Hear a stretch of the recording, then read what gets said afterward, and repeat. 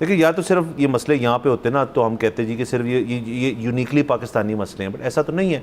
दुनिया भर में एजुकेशन जो है उसके ऊपर बड़ी स्टडीज़ होती हैं, एक पूरी फील्ड है बच्चों को किस किस्म की तालीम देनी है। आप जैसे हम और ए लेवल की बात कर रहे थे, जिस ज़माने में मैंने ये किया तो उसके बाद से लेके अब तक तो इतने नए सब्जेक्ट्स मुतारिफ़ कराए गए हैं उसके अंदर कि वो फील्ड वो बड़ी हो गई, और वो तमाम यहाँ ऑफ़र नहीं होते, बट जहाँ ऑफ़र होते हैं लोग उसको पढ़ते हैं, सीखते हैं, करते हैं। और इसी तरह लेकिन जो हमारा दूसरा सिस्टम है, ये 9th के जो अभी स्टैंडर्ड के हुए हैं, उसके अंदर शायद सब्जेक्ट्स में इतनी वो इन्हांसमेंट नहीं है, शायद वही पुराने सब्जेक्ट्स चल रहे हैं। अब ज़ाहिर है दुनिया जिस तरह इवॉल्व कर रही है, उसके अंदर टेक है, AI है, उसके अंदर आपकी वैसे स्किल्स जो हैं वो उसके अंदर लैंग्वेजेस हैं, वो भी आनी चाहिए ताकि किसी के पास बड़ी वास्ट एक चॉइस हो कि भाई मैं क्या क्या चीज़ें कर सकता हूँ या कर सकती हूँ, जैसे एक हद तक दूसरे सिस्टम में एक अलाउ की जाती हैं।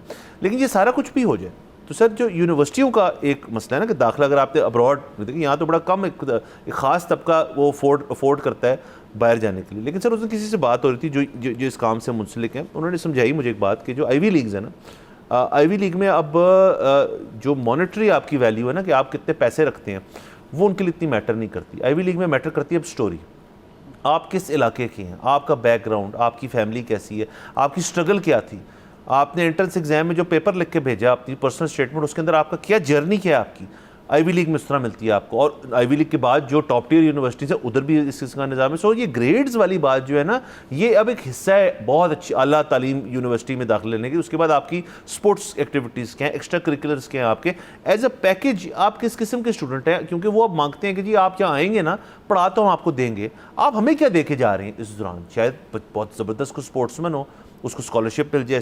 बहुत मेरे जानने वाले हैं जो यहाँ पे स्पोर्ट्स स्कॉलरशिप्स पे गए हैं दोनों सिस्टम से।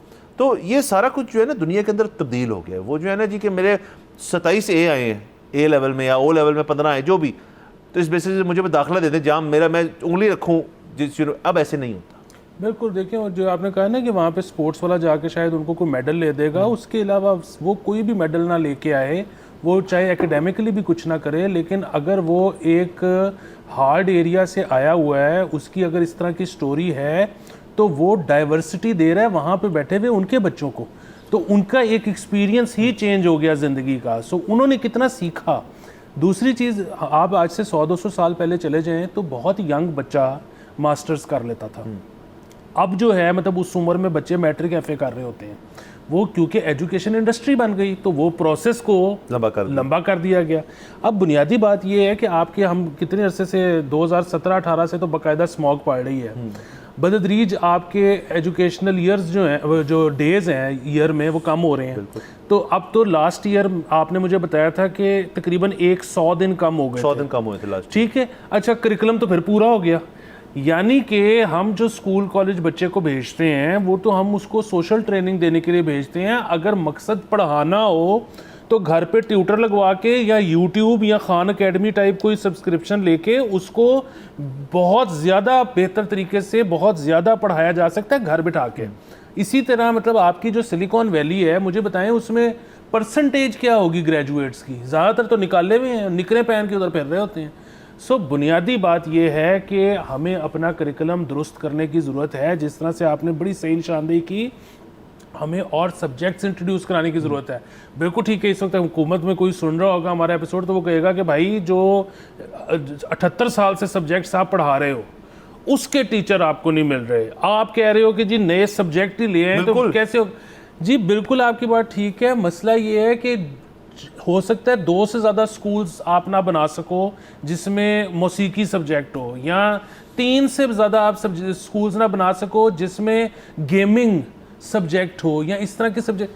अच्छा वो होगा ये कि कम से कम 2-2, 3-3 उनका एक मेरिट बन जाएगा, उनका एक नाम बन जाएगा। उनमें से कम जो बच्चे निकलेंगे उनकी बाहर बहुत तेज़ी से बहुत जल्दी इंडक्शंस हो जाया करेंगी।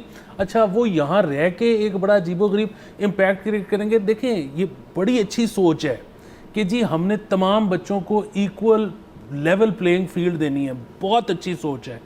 लेकिन अगर ना दे सकें फिर तो जिनको दे सकते हैं उनको भी ना दें। ये एक बड़ी चीज़ है कि यार अब हम हैं गरीब, मैं अब क्या करूं इस चीज़ का, मैं कल तो नहीं अमीर हो सकता सोच के।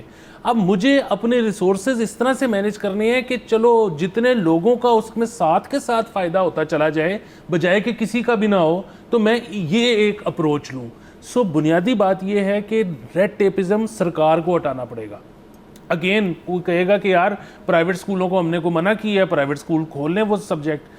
इधर मसला पड़ जाना है कि इसकी इक्वलेंस कैसे देनी है, किस सब्जेक्ट के अगेंस्ट देनी है। ये सारा रैप टेपिज्म जो है, ये सरकार को मेंटल बैरियर्स अपने हटाने पड़ेंगे। सर एक तो हटाने पड़ेंगे, दूसरा मैं आपको इसका हल दे देता हूँ, इसका बड़ा आसान हल है। देखिए एक कोई भी टीचर हो और वो पढ़ाने का उसने डिग्री की हो कि जी मैं अब इस सब्जेक्ट में गिरफ्त है मेरी, तो उसकी पहली चॉइस क्या होती है?